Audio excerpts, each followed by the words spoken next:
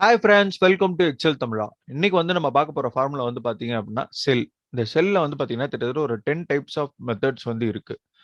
அந்த மெத்தட் எல்லாம் இப்ப நம்ம பார்க்கலாம். இதுல ஃபர்ஸ்ட் ஒரு 5 மெத்தட் மட்டும் நான் சொல்றேன். பாருங்க. Is equal to cell bracket open அட்ரஸ்ன்றதை நான் செலக்ட் பண்ணிக்கிறேன். கமா நான் இந்த இடத்துல D1ங்கிறத செலக்ட் பண்ணி பிராக்கெட் க்ளோஸ் பண்றேன்.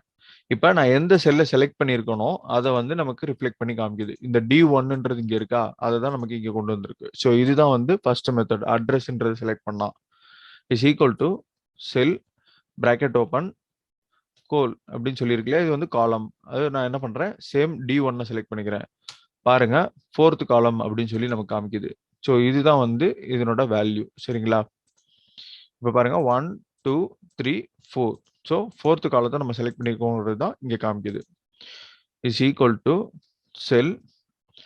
இந்த கலருங்கிறது பார்த்தீங்க அப்படின்னா நமக்கு நெகட்டிவ்ல இருந்துச்சு அப்படின்னா நமக்கு 1, அதாவது ஏதாவது ஒரு கலர்ல இருக்கு அப்படின்னா நமக்கு 1ன்னு காமிக்கும். எந்த ஒரு வேல்யூமே காமிக்கல அப்படின்னா 0 அப்படின்னு சொல்லி காமிக்கும். இது நான் ட்ரை பண்ணேன், பட் எனக்கு வரல. ஸோ நான் அது என்ன ப்ராப்ளம்ன்றதை நான் செக் பண்ணிட்டு இருக்கேன். நான் அதை பார்த்துட்டு நான் உங்களுக்கு சொல்றேன். இப்போ ஜஸ்ட் எக்ஸாம்பிளுக்கு நான் செலக்ட் பண்ணி காட்டுறேன். பாருங்க, இந்த இடத்துல நான் செல்ல வேல்யூ செக் பண்ணி பார்த்துட்டேன். பட் ஸ்டில் எனக்கு அது ரிஃப்ளெக்ட் ஆக மாட்டேங்குது.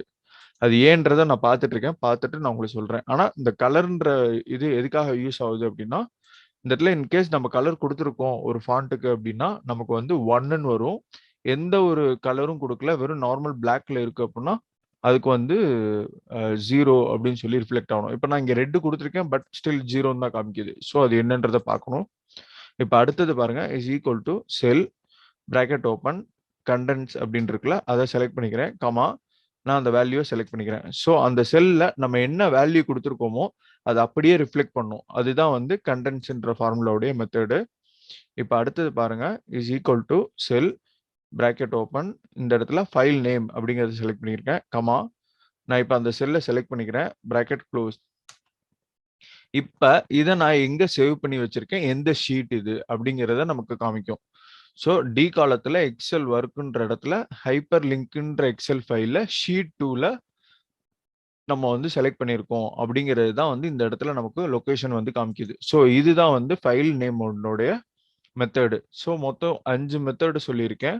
இது போல இன்னும் ஒரு 5 மெத்தட் இருக்கு. இதை நம்ம அடுத்த வீடியோல பார்க்கலாம். இந்த கலர்ன்ற மெத்தட் யாருக்காச்சும் தெரிஞ்சிச்சு அப்படின்னா தாராளமா சொல்லுங்க. அதையும் நம்ம ஷேர் பண்ணிக்கலாம். இது போல நிறைய வீடியோ பார்க்க மறக்காம நம்ம சேனலை சப்ஸ்கிரைப் பண்ணுங்க, லைக் பண்ணுங்க, ஷேர் பண்ணுங்க. Thank you all.